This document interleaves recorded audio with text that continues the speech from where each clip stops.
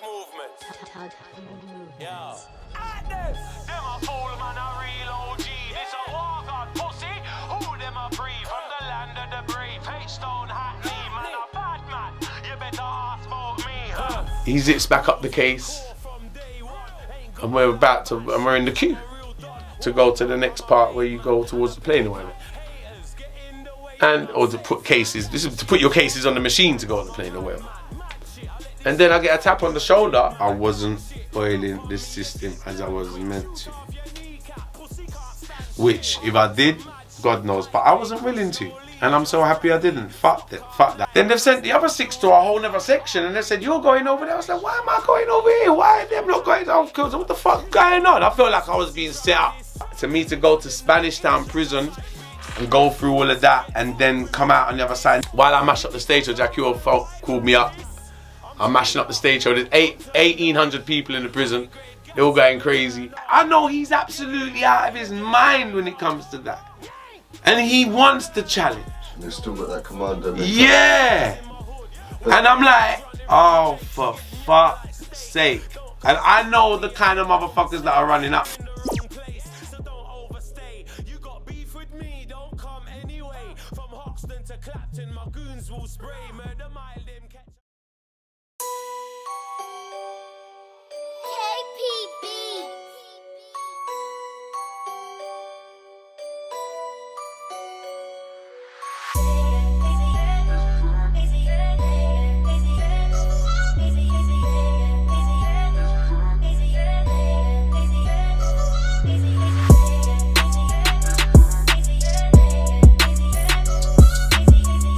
Dad obviously kept getting run up on, getting robbed, and obviously at a certain point he decided to fight back, didn't he? No, he fight back from the start, from the get-go.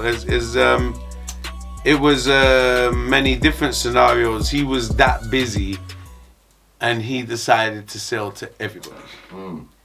He made the biggest mistake that I would always have said that. I always said that to him as well. Like where I could understand it because he just was trying to hustle at the time and get it in, and he did. He really did. But he just sort of opened up shop like he was selling bananas. Yep. So he was selling to everybody. He didn't give a fuck who you was as long as you had money. Now that's cool, but then you end up attracting the wrong people and clientele, and he was selling way too much. So there's various people. The thing is, they didn't know this. The thing is that what made me worried the most, I wasn't actually worried for my dad's safety. I was worried that he's going to end up killing one of them and go prison. Yeah. Because they didn't know who they were ramping with. Yeah. They really didn't know who they were ramping. They found out. Yeah, so you had a strong connection at them times there. You had a strong connection, did you, for the... Always. Yeah. Always. But I'm talking about him himself. My dad's a dangerous motherfucker. Yeah. And they'll be looking at him like a and there's repercussions for everything as well, like I said, and they know that. Like, this wouldn't have happened when I was there, because when I'm there, there'd be straps around me. I'd have that around me all the time. You understand what I'm saying? So, like, even when I'm there, I remember people saying to me, my house would be a nightmare to run up on when I was there. It would be the worst run up you ever did. You understand? Honestly, and I ain't trying to brag. I was just like that. People would say that, said, Tuggy, this would be the wrong yard for a man to run into. But when I wasn't there, that's when people said, okay, Tuggy's not there now. Tuggy's goons ain't round there now. It's the old man alone. We can take the piss. Yeah, you do. But they didn't know he's an ex-commando. He don't fuck about. You know what I mean? His knife game, his gun game, his every type of game is on point. Yeah. And he's trained that he wouldn't blink to kill. You understand what I'm saying? So he wouldn't. It's nothing because they're trained like that. You know what I mean? He's that come like and they wouldn't know. So like, and he got to a point because you know what? He invited some of the fuckeries because like. For instance, they come to the door. He told me 4 guys come to the door, and he knew we got a big steel gate. He said he knew they would come to rob him before he let them in. And I said, why the fuck did you let them in then? And he says to me, because I wanted the challenge. Yeah. So I'm like, oh, fuck's sake. And he's stubborn. He actually found it fun. Because he's looking at them like, ha ha, you're coming to rob me? Let's go. He fucking liked it. That was the scary part for me. Not that, that was the scary part. That I know he's absolutely out of his mind when it comes to that. And he wants the challenge. And he's still got that commando mentality. Yeah. And I'm like, oh, for fuck's sake. And I know the kind of motherfuckers that are running up. Some of them are about it, some of them ain't. But they all can be dangerous, right? And you don't want your father to be in that situation, full stop. 100%. So it's like, I'm like, and when he said that to me, so the first time, he was like, he's phoning me saying, oh, I disarmed them. Because he's disarming motherfuckers. He's disarming them. They're coming to rob him and he's disarming them. He's cutting them. He's chasing them. And then about the third time, it happened a good few times. And then the third or fourth time it happened, this is like in the prison. I'm still in prison. And he phones me and he says, and he sounded fed up. Like the first time he's boasting, laughing, because he got the better of them. Yeah. Second, like he kind of got the better of them every time. They never got him. They ever take any bits? Never. They're bits, not running out of windows and getting cut in front. No one ever says no. Yeah. No, forget it. Never. Good. Yeah. Never. This is the thing. But Still by the fourth time, he got fed up. Yeah. No one ever got a fucking crumb. Yeah. Everyone ended up getting disarmed. Like, he ended up disarming 2 people of guns. He ended up cutting someone's arm off nearly.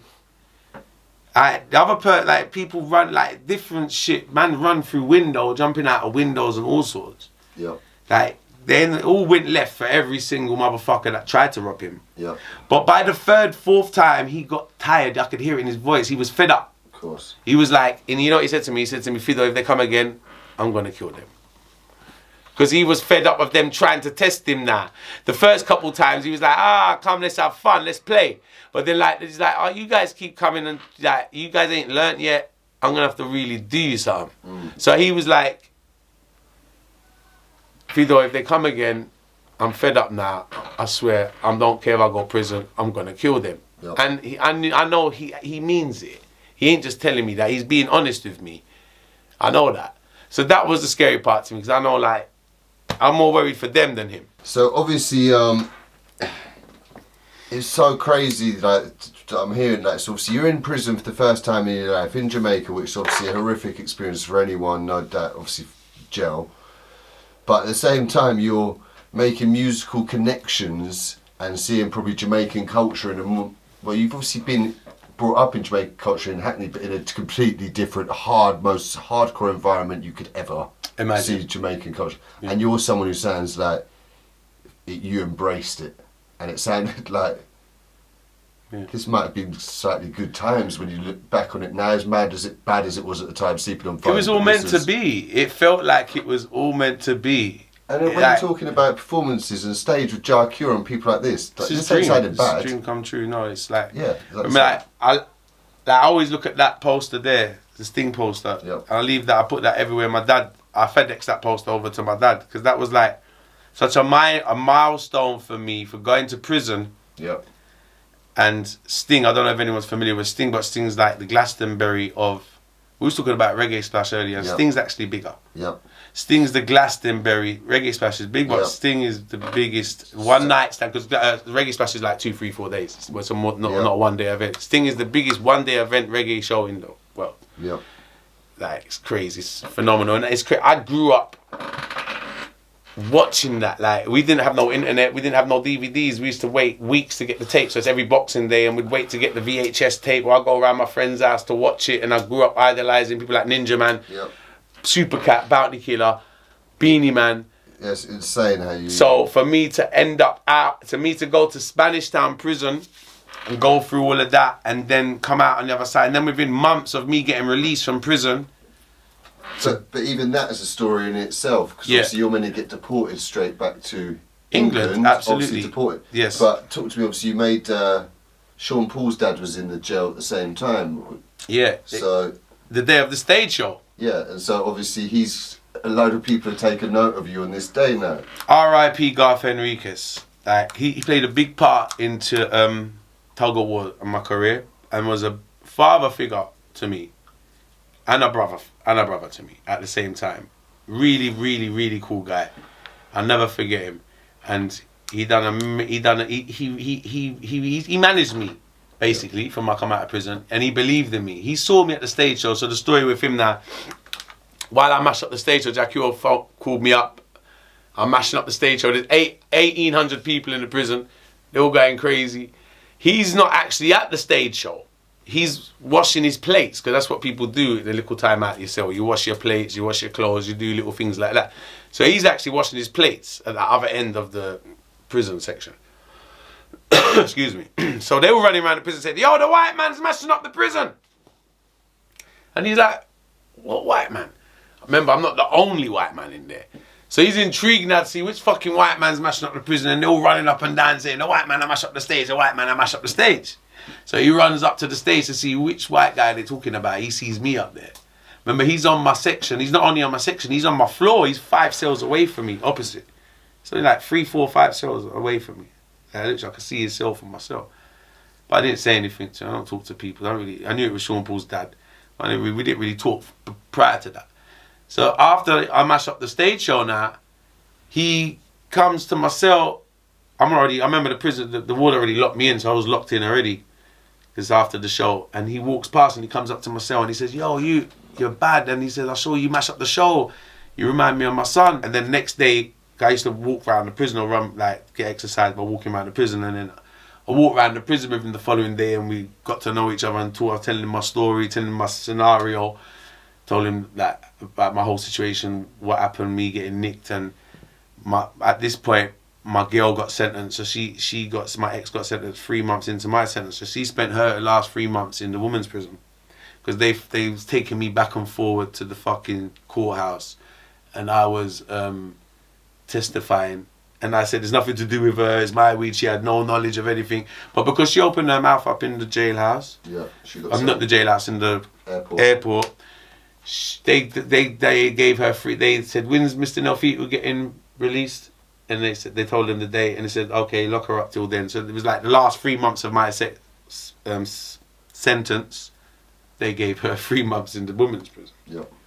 So all of that. So I was telling him the whole situation, and I tell him I want to stay and do my music and everything. And he says, yeah, he's going to race. So he was getting released 2 weeks before me.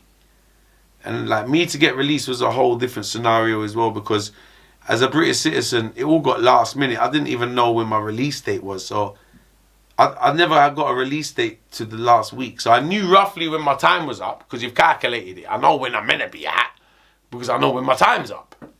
But no one ain't giving me a release date. And then the British embassy comes to the prison every 6 weeks. So I'll give you this story quickly about the British Embassy. The British Embassy comes to the prison every 6 weeks, and they say, Tugga, you're British, you're meant to go and see the embassy. I'm in my cell like, fuck them. Like, I swear. So every 6 weeks, this motherfucking woman from the British Embassy comes in. If you're British, you're meant to go and see her.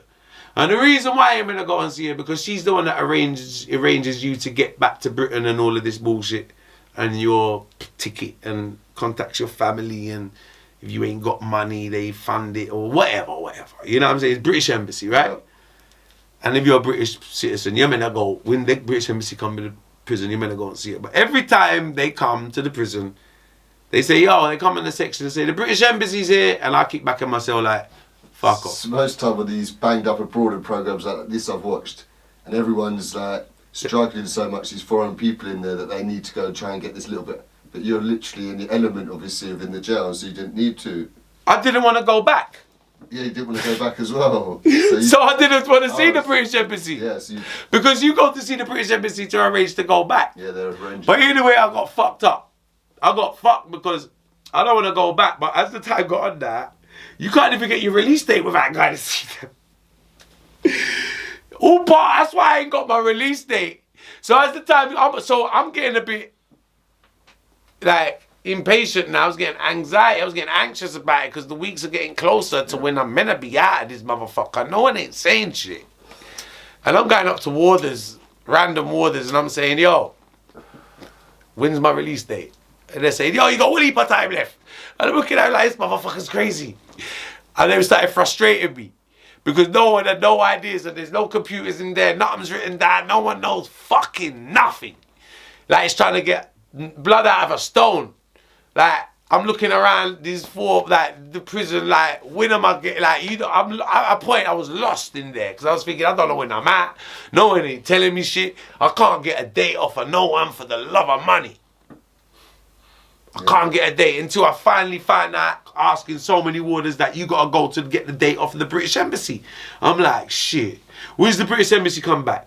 Yo, another 6 weeks. I'm gonna be out before then. So I've missed all my times to see her. This is getting complicated for me now. So I'm walking around the prison with a sore head every day because of this story. And like, by luck, you know, the British Embassy was in the country. By luck, she was on vacation with her mother. And she come to the prison just for me. And because without a ticket, they're not even releasing me.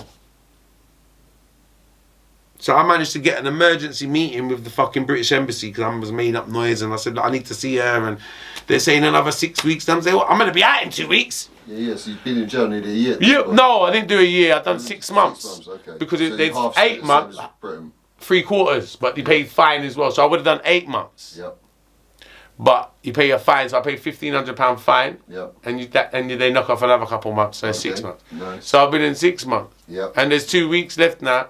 And they're telling me another 6 before I see this woman, before I get a release date. What do you mean another 6 weeks? And I'm going to be out now. So I'm going mad in there, cussing.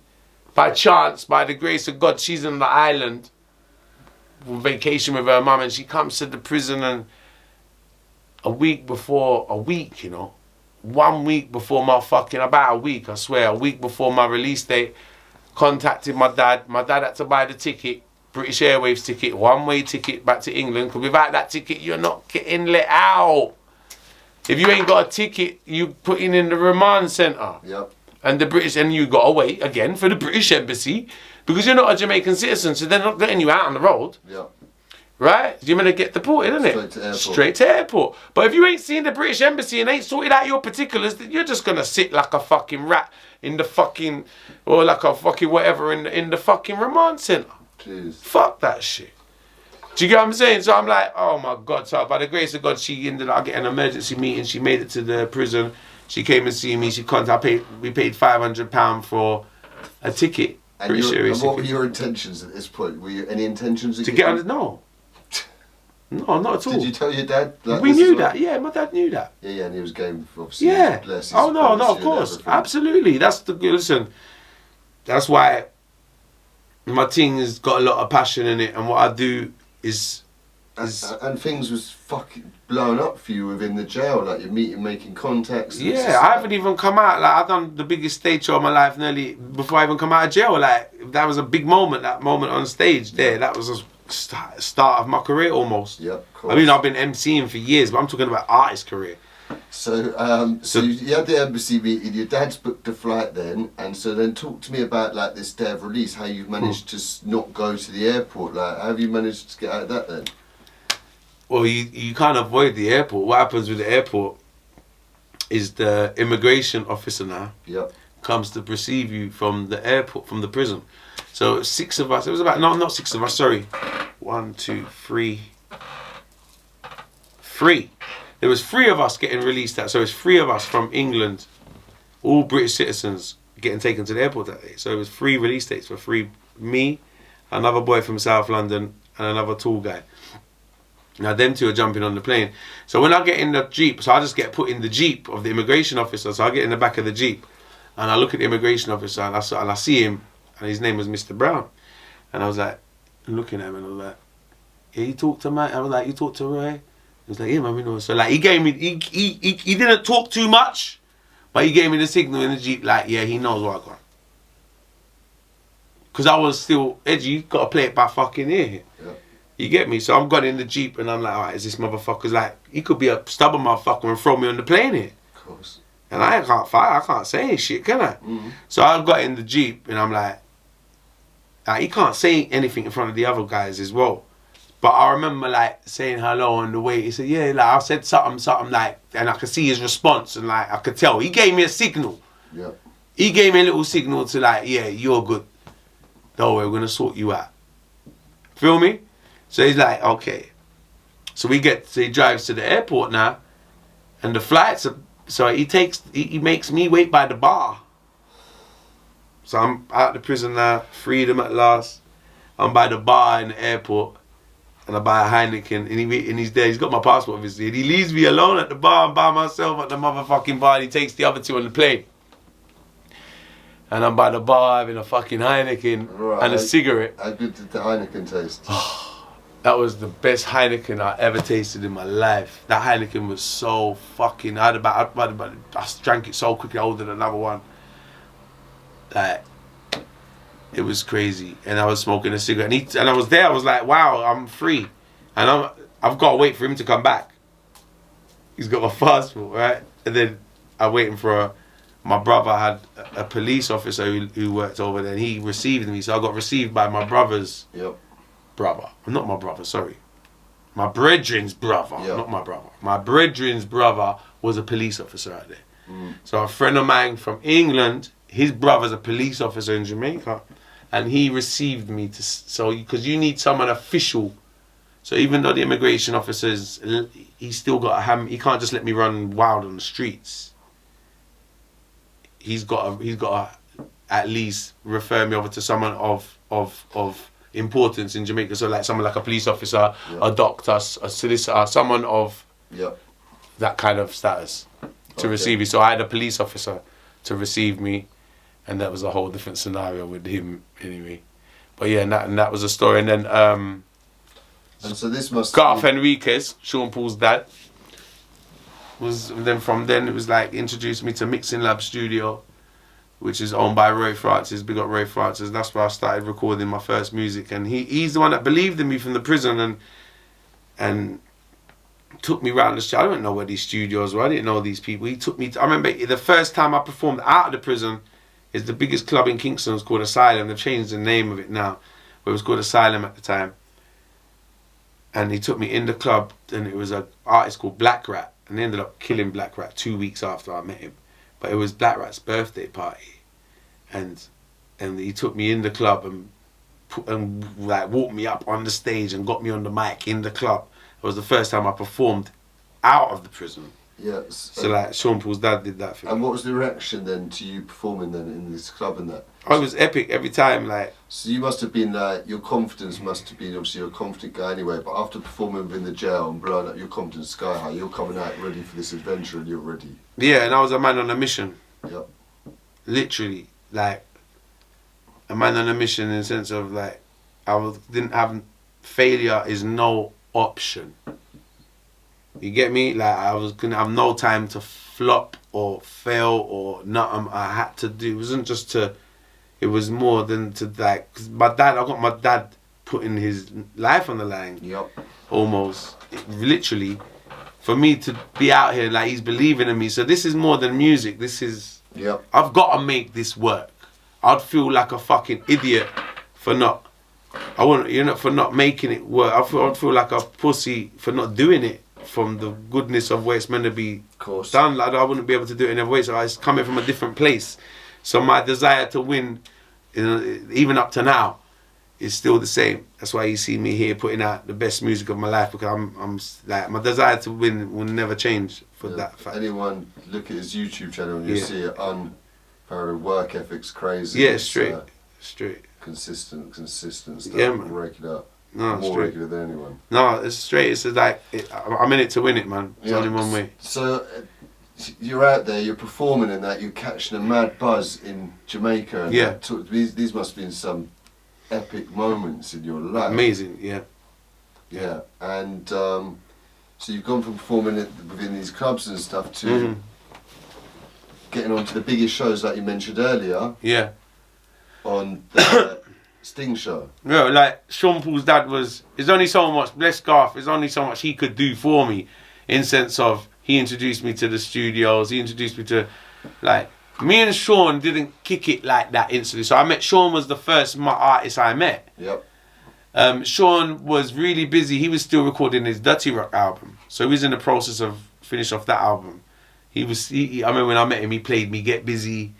He played me like glue. He played me like the first 5 hits that actually ended up being up. I remember he played me them on his little sample CD in his car when I first met him. He was so busy at the time, he didn't have time for me, and I understood that. So me and Sean didn't really kick it. He was creating some legendary stuff at that time. He really was. Yeah, and he was on his own. He really was. He was in the middle of a mad zone. 'Cause I remember like his dad taking me up to, he used to work in Jeremy Hardin's studio, because Jeremy Hardin produced most of Sean Paul's hits. And his studio is in a nice place in Kingston called Jack's Hill, which is up on a hill. And it's a really nice studio. So Sean Paul's dad one night was like, oh, I'm going to take you up to see the studio where Sean's up there recording. So we drove up there, and Sean was in the middle of doing the skits for the Dirty Rock album. So I don't know if you heard the Dirty Rock album. He was doing the skits when we got there. He was actually doing the skits for the Dirty Rock album, and like I felt like we was intruding, because his dad was very like, oh, let's just come in and do it. And I could see they're in the middle of busy shit here, and he didn't. And I understood that I'm an artist. I understand the creativity, and his dad was trying to sort of push me on him a little bit, which was really nice. But the music's got to happen naturally. But it's mad that you're around those sort of times that. Well, like, yeah, that didn't work. Yeah, definitely. That times for that sort of work was going on and all of that shit. Yeah. You're around moments like that are going to go down in history, you know? Definitely. Crazy. But crazy. what about other artists you meet out there? Like, I know you met. Well, this is, I was just about to say. Well, before I even mentioned Cartel, like what I said, my first friend that really helped me in the music business in Jamaica, which I always give credit to and always will, is Mr. Lexus. Yep. Now, I'm hanging around Mixing Lab Studio. I see every artist, and I became familiar with every artist, and they all became familiar with me. I mean, the majority of the reggae fraternity.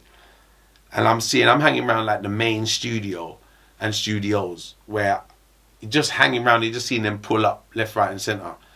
You understand what I'm saying? But it's not like I'm a man, I don't beg for him with people, and I like to meet people naturally. And I mean, I'm in my own situation. And I recorded on Roy Francis, the owner of the studio, let me record on his rhythm, and the rhythm was made by Sly and Robbie, and that was the first song I ever recorded. And Mr. Lex was on the rhythm as well, and Vegas, and there was loads of people on the rhythm, doing a juggling on the rhythm. I even got Irie FM played, they were playing my song on Irie FM. So Mr. Lex saw me in the studio one day and came up to me. I was just sitting down bunning a spliff, and he said, yo, I heard your song on that rhythm, it bad. I said, I like it. I said, oh, wicked respect. And I was like, at that point, Lex is my idol, because I'm in England listening to his shit before I even come to Jamaica. You get what I'm saying? So like Lexus is hot like Cartel is now at that point. At that point, Lexus is the equivalent of Vibes Cartel now in Jamaica. He was a hot artist. So he's coming up to me in the studio and said to me, yo, I like that song you did. I'm like, wow. He said, oh, respect, man. He says, yo, I got a rhythm that I want you to record. And he says, I'm like, you want? He says, yeah, of course. And then he says, what are you doing now? I says, no, they see me every day. You kind of see me there every day, just chilling by myself. You know what I mean? At that point, I wasn't even driving yet in Jamaica. I was taking minicab down to the studio every day, and I'd be high. And they see me just to try and get a chance to record on a song or meet a producer or whatever, you know? Wicked, fair play to you. Yeah, every day. That was my life for like a long time when I come out of prison. And he saw that, and he said, what are you doing now? I said, no, man. He says, come. And then he jumped in his Jeep. That same night, he took me to the stage show in downtown Kingston, Stone Love. Like a couple thousand people there, outdoor, next to some KFC thing. And he's a hot artist at the time. And he calls me up in the middle of his set, and I perform, and I mash up the place. And he, like what I said, he was a hot artist at the time, so he's overbooked. His bookings are crazy. Like Lexus had I remember him having 5 bookings in one day. And he's taking me everywhere with him. So like I actually performed everywhere in Jamaica you could imagine with Lex. Incredible. Like, so he took me every show. And like he knew I would never let him down. So he proudly called me out. Like, we performed on Little Kim's show together. He called me on the biggest of shows. Like, he'd be the supporting act for Little Kim when she came to Montego Bay. And he called me out in the middle of me, him, and Little Kim. Like, that's the faith he had on me on stage. It didn't matter who was there. He would call me out on stage. And we became his crew. He was a crew at the time. His crew was called CP Inc. And we was like, there was another couple members in the crew. We got Meanest and Most Wanted. But me and him was like a dynamic duo at the time as well. And it was like, our energy on stage. And then like, not dynamic duo, because we'd have songs together, but we'd roll everywhere and he'd call me out and I'd do my thing. And then that was my head start. And then from then, because he had a few enemies in the business that he didn't mess with, but he, just because they was his enemies, he didn't stop me from going to work with them because he knew I had to, because it weren't beef like that. But like, he didn't stop, for instance, the Vibes Cartel birthday bash. Lexus didn't go because Lexus don't get on with Bounty Killer and certain other the alliance, and they're all it's kind of their kind of party. So he didn't turn, but that I remember the day of the dance. He said to me, "That don't mean you ain't gotta go because you need to advance your career, and it's a good look for you to go and do that." And I went there and made history. Good guy then, Lexus. Brilliant guy, no top guy. Salute to him. So you see, things like that means a lot. Do you get what I'm saying? Full support. Yeah. So I'll always be loyal to him and show him that love, man. So talk to me about that night then, at the Vibes Cartel party then. Crazy. That night was mad because me and Cartel used to perform a lot together before that night. That's how that night happened. So the club called Asylum. Every Tuesday was called Girls Gone Wild. And the artists would perform. So and we used to perform back to back. So we was the new hottest artists. He's the hottest youngest Jamaican artist, and I'm the hot young foreign artist.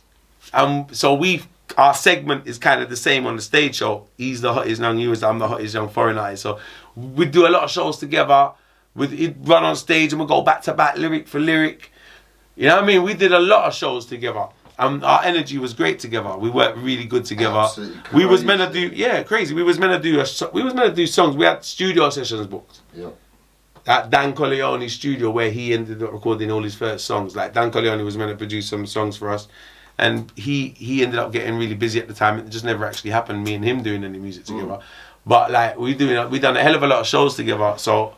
Talk to me about that night though. Yeah, so so he came, I'll tell you how that night come about. So he's looking around, he didn't have my number at the time, and he was looking around Kingston, so he found me in Asylum and he came up to me and said he wants me to come down to his event for a special guest. So I'll go down to the event that night. Obviously, told you that Mr. Lex wasn't going to go. So I just went there by myself. And it was a mad night. In sense of, because the stage show was crazy because it started off downstairs and the dance got overran. So it was the stage downstairs, like the normal, not downstairs, but like, because we ended up on the roof. Have you seen it? Yeah. Have you seen it? We're on the roof. I've seen it. And there's a reason why. And when I look back on it, it looked motherfucking dangerous. I'll get that clip on the... Yeah, bro. The roof, it was dangerous. Yeah. When I look back, I said, that was dangerous. And you know why? Because the first stage downstairs, the original stage is downstairs from that, but it got crowded. Yeah, no health and safety. No health and safety thing. And it got overcrowded, but the crowd ended up being on the stage. Yeah. So they ended up moving the artists to the roof. Yeah, raucous. Yeah, because the first half of the stage show was downstairs. Yeah. And then it got crowded, the dance was so ramped. That year, Cartel was... It was like... You know, like, it was a big moment in dancehall. That moment, there's moments in dancehall that stamp down and will go down forever. No, and even though, even though Cartel is still relevant up to now and is still making song after song and hit after hit, and is still banging out songs, that moment he had, at that moment, it was so special. You know why? Because it was before the controversy, it was before the fallouts with everybody. Yeah. There was so much unity at that dance. Mm. I mean, people had some little disagreements. I mean, not at the event, but not everyone gets on, obviously, in general. But I mean, that dance was dance. It was a big moment in dance. It was like the new sensation. Cartel was the new sensation. So it was like, and we didn't have dance was as exciting as Cartel from before Cartel for a long time. Mm-hmm. You know? And I'm coming out as well, so I'm like the new I'm the new foreign sensation. Of course. Cartel's the new Jamaican sensation. Everyone's friends. It's a lot of unity. Like if you watch back that stage show, if you watch back the whole stage show, every artist on that stage half of them don't even get on no more. Like, because about 6 months after that stage show, he kicked off with Spragga, he kicked off with Assassin, then he kicked off with that one, he kicked off with that one, he kicked off with that one. And it was just sad, because you look back at that stage show, that's when everyone was cool. Yeah, man, and it was a good vibe, and it was a beautiful vibe. And his buzz was phenomenal, because he was a lyrical genius, still is, but his buzz was phenomenal. It was something different, it was refreshing. And to be a part of it, for me to be a part of that, at that time was crazy. He really respects me as an artist. He really respects me a lot as an artist, and so I didn't know how much he respected me till that night. Yeah, clearly, obviously. Yeah, I didn't know how much he respected me till that night. That night made me know he really does, because he always told me that before, but like he showed me that night, because his action speaks louder than words. That's crazy, man. Yeah. Someone from England going out there and being on stage then these sort of things was insane. Your rise to prominence within that scene at that point there. No, big up Cartel, man. We'll never forget that, man. Like for him, that was obviously a moment where but for you, that was your moment, like you say, when you'd really. You know what? I'll be honest with you. I'm gonna be honest with you, because we was both young and hot. I kind of look. I'm gonna be real with you. I'll always look to myself. I'm always in competition with anything around me. And that's how most artists are in the business. So I ain't gonna lie, as much as we had good vibes, we might have been a bit competitive as well. Because I don't know if you're ever aware of it, but me and Cartel was very competitive. We had our little competitive side with each other, where he's done this songs for me before. Not bad ones, but he's called my name in songs, saying some stuff, and then I've answered him back, and we've done that on stage back and forward as well. We got a competitive thing about it, so I've never kind of like, so we show each other the utmost respect, but I think we even up to today, because like I consider myself great, you know what I'm saying? We respect each other very highly, you get what I'm saying? But that's just the competitive nature of artists. And of that music as well. The music is quite a very competitive sort of music. And you know why I didn't take it? I would have been more, because you originally said like me feeling like that with Cartel. I appreciated the respect and the love he showed me. But remember, we're on the same level at that point. Of course, there's more so now when you look back. It would have been different if it was Bounty Killer. Yeah. Because he would have been already massive doing that for me. That would have been different. Yeah, of course. That's why I mentioned Mr. Lex, because that was different. Yeah. Because he was already up there and he done that for me. Yeah. The Cartel was new. As new as me. And so, obviously after that, you've elevated yourself even more within the scene then, after these things. The more and more you're performing, being at the studio, being around it, you're becoming sort of a figure and a face within the scene at these times. Yeah, definitely. So how did you get the Sting thing? How did you get it? How did that come around? How did you get invited on there, or how did they approach you? That's a mad experience. That's a mad experience. I had you're familiar with an artist called Merciless? He had a manager called Gaddafi. You heard of him? All right, Merciless had a manager called Gaddafi. He's a notorious manager in Jamaica. We got Gaddafi. Gaddafi managed me for 2 weeks, and we fell out. But we had an amazing 2 weeks together as a side. And his 2 weeks of managing me got me booked for Sting. And what happened was, he take me to shows. Like I remember, I was driving by that time, but I didn't know Kingston very well, so I'd let him drive. So he used to drive my car, and I'd drive. Even though he had his own car, but he used to drive my car sometimes. And he'd drive me around, and he used to write. He was very creative. He was producing for me as well. He produced a couple of records. He produced that record, the yellow label one up there, called Real Tugga. So some of my first songs. He's a good producer as well. So I would write lyrics, and he'd take me to stage show. And that night, I wrote a lyric, because I'll never forget it. The election was going on in Jamaica, and not Michael Manley, forgot his name, the JLP leader, Edward Siaga, was on the radio. Yeah, that must have been It's crazy during election time there. Like I've seen what election times are like in Jamaica with all the gangs involved in that. So talk to me about that experience. Yeah, that's so election. This is in the middle of election, so I'm there in the middle, which is serious times in Jamaica. You can't wear certain colours down certain roads. You got to be careful. And so where were you staying? Curfew. Can't go home early. Where were you staying at these times? I remember I was staying in Red Hills. I was renting an apartment from somebody in Red Hills at that point. Do you know I was renting an apartment from Bunny Wailer's brother? Big up Carl. Jesus. Yeah, and they told me Bob Marley used to stay in the same room I used to stay. Yeah, real talk. It's Bunny Wailer's brother's yard. Oh, what? Yeah. And was this in a nice part or was this beautiful part? Yeah, this was a lovely apartment in Red Hills. It was on the hill. It's not too far up the hill. It was the worst thing about it was just full of mosquitoes. But the house was like, a swimming pool there, and they gave me the whole bottom floor of the house. So it had 3 bedrooms, even though I was only really allowed to use one. But it's like a 3-bedroom ground, kitchen, bathroom, living room, bedroom. Man had the whole ground floor of this house, and his family lived upstairs. But I ended up I was smoking too much weed, and his brother's actually Christian family, and it just wasn't suitable. You know what I mean? So I ended up moving somewhere else. But at that point, I was living there, and Gaddafi, funny enough, lived on the same hill. So we didn't have to go far to link up and all of that. He lived a little bit further up the hill at the time. You know what I mean? So, and so at these times there, obviously, were you going down into the how do they call it, the ghettos? What's the word for it out there? What's the, like, Tivoli Gardens and stuff? Will you be going in places like this during the day? All the time, all through the day. That's where I mainly am. Yeah. More jungle. Arnett Gardens. You heard of jungle? So next to Tivoli Gardens, it's got the 3 main ghetto areas downtown. Tivoli Gardens, jungle, Matches Lane. Yeah. You get what I'm saying? South Side.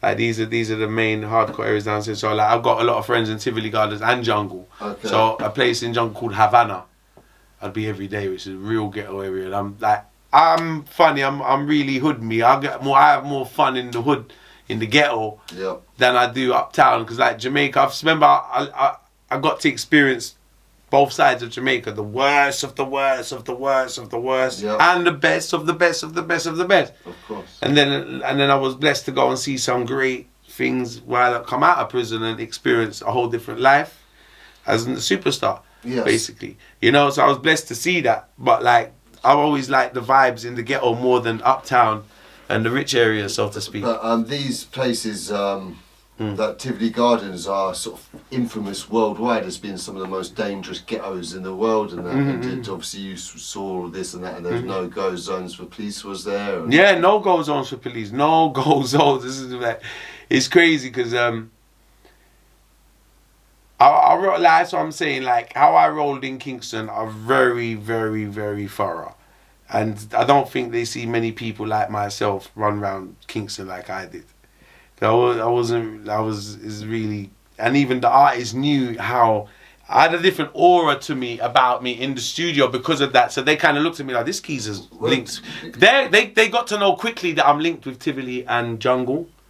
And on top of that, you'd already been in the jail. Yeah, so it looks crazy. I'm looking crazy. Yeah, exactly. Jump in the studio, thank you. Studio yes, time. yes. Someone's come out, they tried to smuggling thing, ended up in the jail, getting right into and it's blown out, gone from one thing to another. You got it. Incredible. You got it. So they're looking like it's a whole different respect I got out there.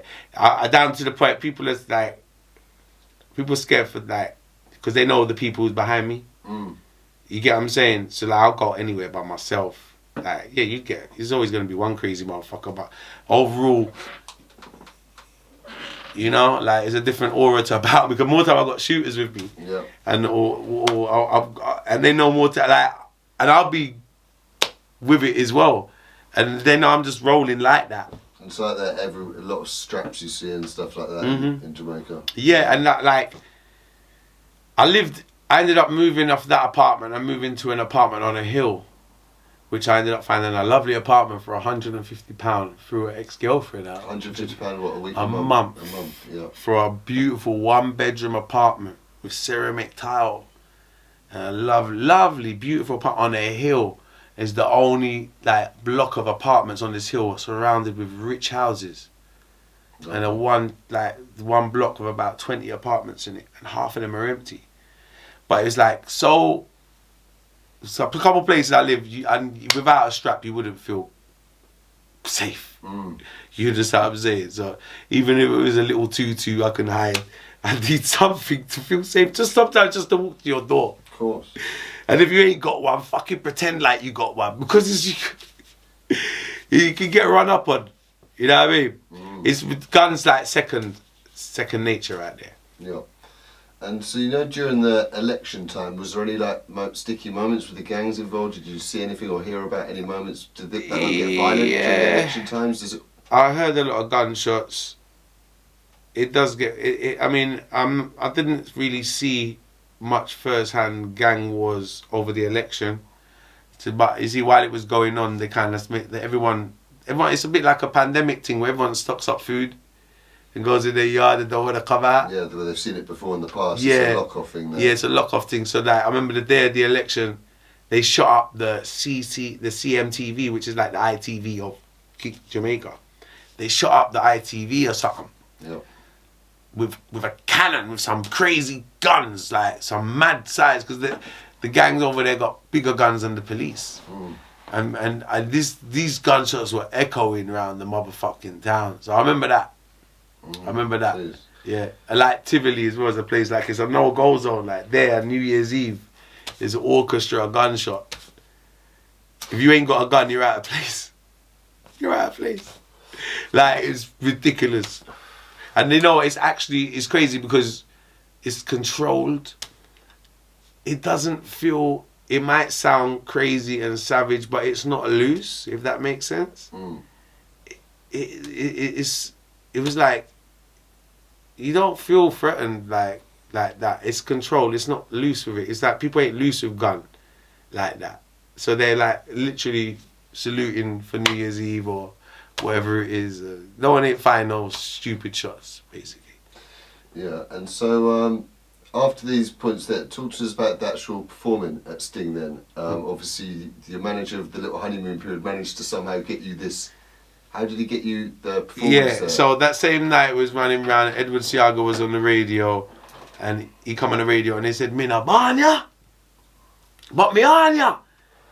And we was driving in, and he said, "Yo," Gaddafi says, "Yo, that's a wicked idea for you. That's a lyric for you, because you're not ban ya, but you're on ya." That's where you get it. Yeah. Oh my God. You getting that? That's mad. So that's why I'm telling you the story of me and him driving. Yeah. Edward Siaga sharing that. Yeah, Edward Siaga, because he's not born in Jamaica, he's American born, isn't he? So he's like, he comes on the radio, you know, they're doing the meeting before the fucking elections, the day before the election, and he's like, "Mina banya." He was talking all one bag of shit. I ain't even listened to it. He said, all I remember is him saying, "Mina banya, what me on ya?" And I was like, and Gaddafi, and it didn't even register to me fully. And Gaddafi's like, "Yo," he said, "Mina banya, what me on ya? That's a fucking lyric for you." And I'm like, wow. So I say, remember, he's driving the car. That's why I mentioned he was driving. So while he's driving, I'll pick up the pen and the pad that I've got hanging around all the time, because I'm writing all the time. Start writing while he's driving. "Mina banya, but me on ya. Request to the farmer. Them a plant the cho-cho, yam and the banana. Down in the west, me get me high grade marijuana.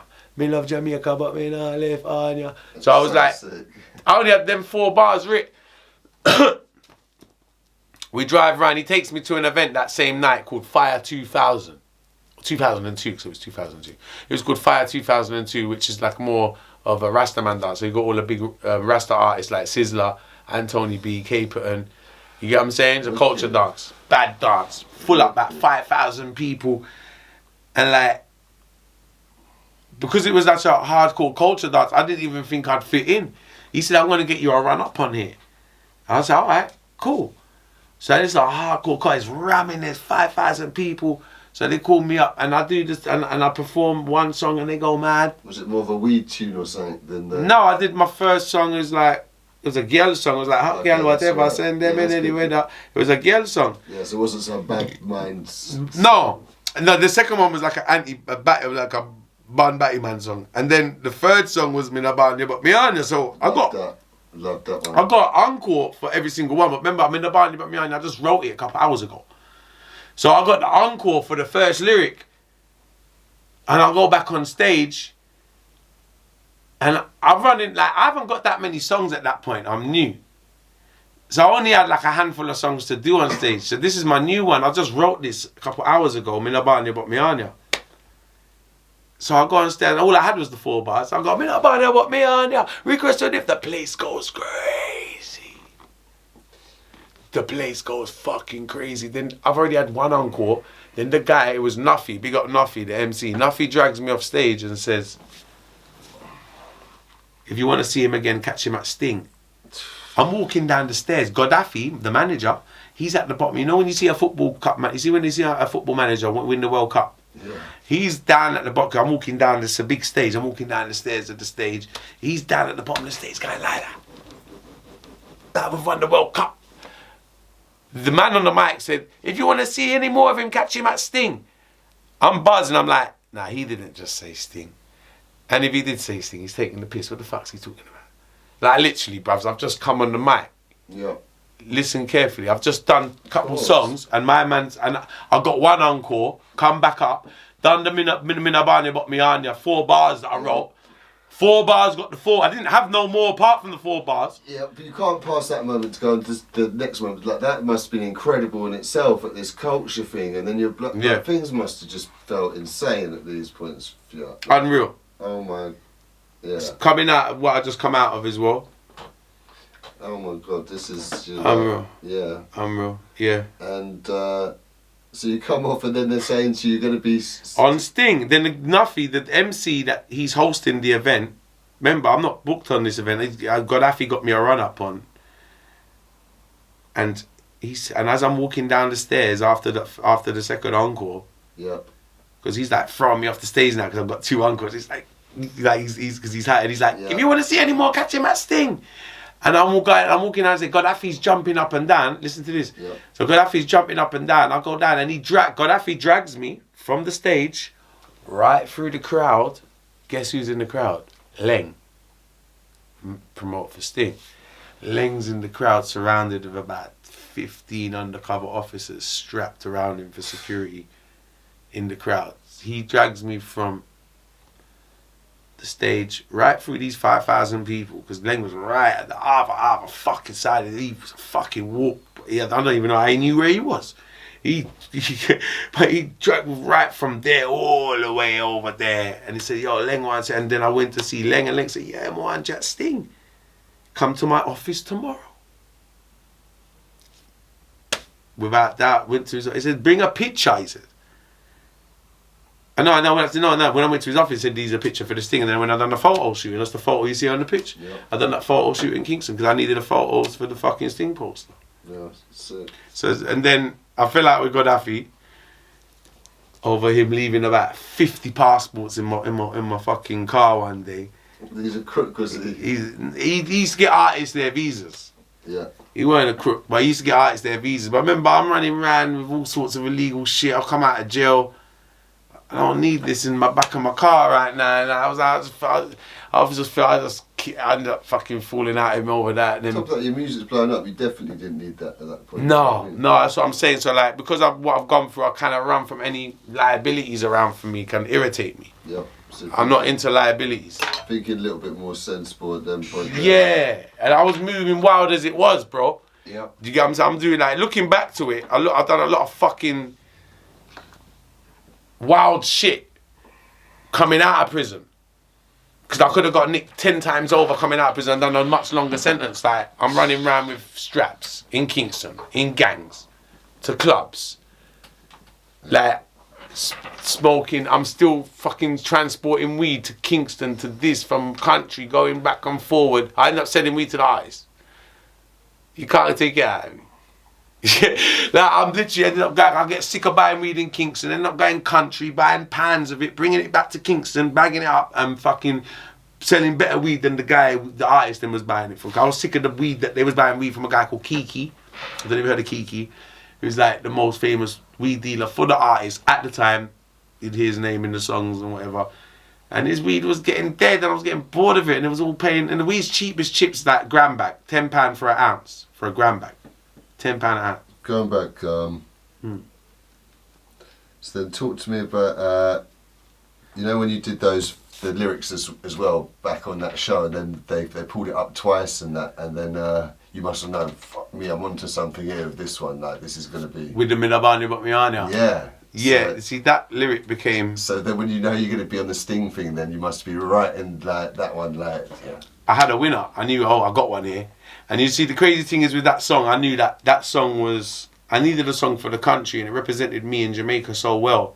Because the message was so perfect. Like, it was like, Minabani. So I'd introduce it like this. When I go and say, yo, Minabani, but me Anya, so big up all the farmer. Because them I plant the yam, the chocho, and the banana. And like, Jamaica's a very cultural... cultivative, sorry, not get the word right. A lot of farmers, a lot of growing. You know what I mean? A lot of that kind of stuff. Yeah, what's the word for it? I don't know, but with that sort of look, you're endearing yourself with right, the people. exactly. So you see, I'm performing a lot in countryside of Jamaica where there's a lot of farmers. Yeah. And it's such a big it's such a big thing, like farming and cultivation is the word I was looking for. And overall, it's so big out there, and it's very close home to heart with Jamaicans. So it was a very powerful lyric, you get what I'm saying? And it's something close to my heart as well, because I said, "Me not bani but me anya." Request to the farmer. Them I plant the chocho, yam and the banana. Down in the west, me get me high grade marijuana. Where did I go and get the weed? I got nicked with? West. Yeah. But lad, so it's all meant a lot to me as well. So, and it resonated with the people.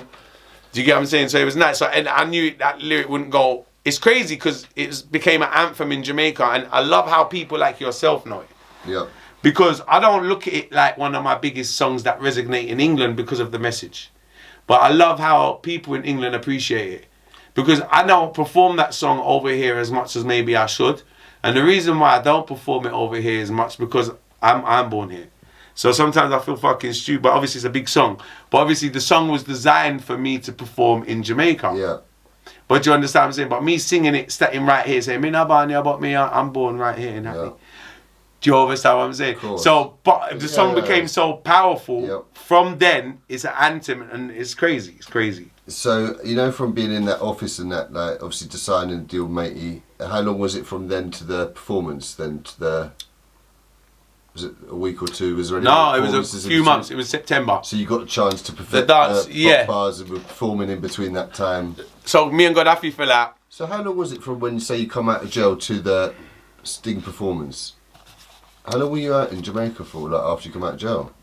After I come out of jail, I got booked for Sting within a month, 2 months. Crazy, you like? Yeah, within 6 weeks. You're making some proper moves. Within 6 weeks, I rocked the whole. Yeah, but you'd already done enough performances around the place and that. Yeah, you. No, bro, listen. You see my performance rate. I ain't lying to you yet. Like, I wish I had all the shows because I haven't even got all the tapes to show you guys. I've got a couple VHSs that I haven't even put in, that I haven't even uploaded and shit. I performed 7 nights a week. Sometimes 3-4 times a night, at least once to twice. Because we do an early show. We'd start off doing like an early show, like for like a under 21s or something, like at 8 o'clock. And then we'd end up doing another show, and then we'd start off, that would be in Kingston, and then we'd travel around to another. And then we'd drive around the whole fucking island, man, doing shows, bro. Mm. Like literally, we started from Kingston to Ochi to Montego Bay. Sometimes we're traveling so far, we got to stay the night and then travel back to. Like I remember doing a show at 8 o'clock. Then traveling to and then driving, and with all of us, we're moving as an entourage. 10, 20, 30, I say 10, 20 cars of us. And when the artists drive out in the cars, we put our indicators on and drive in convoy. Yeah, I see. So we drive, like we'll go to one. I remember doing an event for 8 o'clock, event 10 o'clock. So we'll drive from 8 o'clock, 8 o'clock, drive to another event 10 o'clock, then leave that place, another hour drive and do one about 1 o'clock, then drive another place 3 o'clock, and end up in 6 o'clock in the morning back in Kingston doing another one. And literally in one night, 4 events, and performing at each and every one. Yeah. Yeah. Drinking and smoking at each and every one. Spending a few hours at each, like it was like I didn't sleep a lot. Yeah, but Red Bull kept me alive. But it was just the perfect for perfecting your craft, and then it was the perfect. You know, it was like my apprenticeship.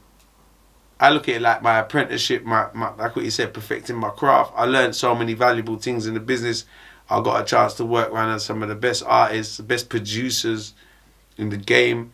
Like, it made me who I am today. It made me the monster of a musician I am today. And so that obviously all culminated with you performing at Sting in front of how many people were there? 60,000.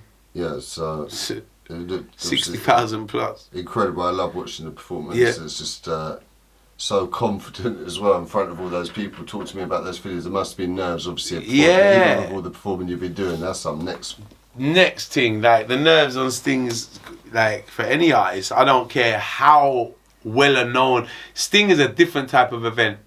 You can be the biggest artist in the world. You're going to be nervous for Sting. You're going to be more nervous for Sting than you are for Glastonbury. Reason why the Glastonbury crowd ain't going to bottle you. You can put a wrong move on fucking that stage and Sting and get... I don't care who you are. They bottled Maxi Priest at Sting. And Maxi didn't do nothing wrong. And Maxi Priest a Grammy Platinum selling artist, and if you watch back the performance, my man, they didn't deserve to get bottled. But if they're just in the wrong motherfucking mood and Sting, you're gonna get bottled. That's what I mean. From they bottle Maxi, you gotta worry. a ruthless crowd. They're ruthless. If they just have a moment and say, oh, fuck you, they don't give a fuck who you are. You can get it. So Sting is an artist. Sting is an artist. Sting is an event that any fucking artist will worry about and have butterflies. And you know what another thing is about Sting? It can make or break you. Because you could, the wrong thing could happen to you at Sting and that will fuck your career for life.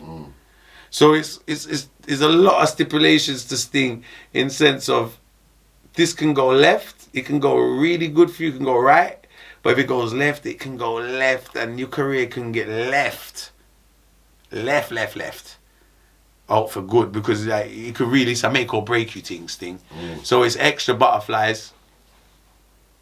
I mean, I know, like, obviously I'm confident with it. I had to put the extra spark on it that day and had to go out and do it. And that's my second one, because it's funny, I did it 2 years in a row. Do you know that?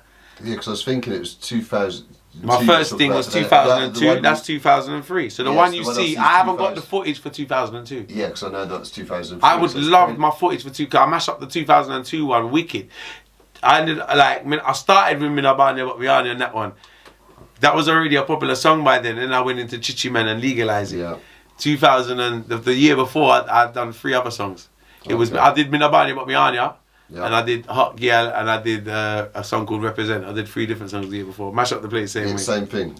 And to talk to me about that feeling then you're like certified now then when you're getting a good reception in a place like Sting. Doing it 2 years in a row and mashing up Sting 2 years in a row was really solidifying me as an artist. Like, I got a lot of respect in the industry getting booked on the first one, and everyone looked at me like I actually deserved it because they knew how much I worked hard for it. They know I didn't just come up. I like, you know what, I'll be honest with you, there's people on that poster that will pay to go on there.